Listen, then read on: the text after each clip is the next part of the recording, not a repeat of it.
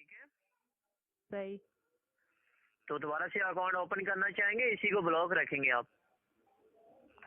Account बंद हो गया? जी हाँ, कब हुआ? ये अभी बंद हुआ है आपका अकाउंट। मतलब कब? अब? जी, मतलब कब? अब कब बंद हुआ?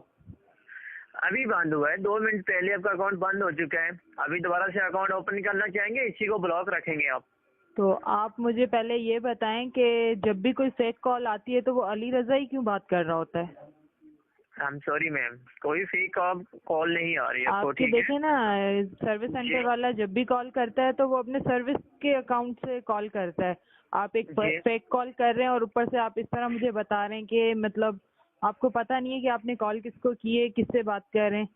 आप अगर मेरी डिटेल चाहते हैं तो आप वो सीधी बात करें। क्या डिटेल चाहिए आपकी? नहीं, आप मतलब क्या पागल बना रहे, चुतिया बना रहे हैं? सॉरी, आपका अकाउंट 5 बंद हो मिनट के चुका है। अंदर मैं आपका नंबर बंद करवा सकती हूँ। आप नंबर जब डायल करें ना तो पहले जी। इसके बारे में मालूमात करके उसके बाद नंबर डायल किया करें कि नंबर मिला किसको रहे हैं, ठीक है? अब आप 5 मिनट वेट करें। आपने मेरा अकाउंट ब्लॉक करने की बात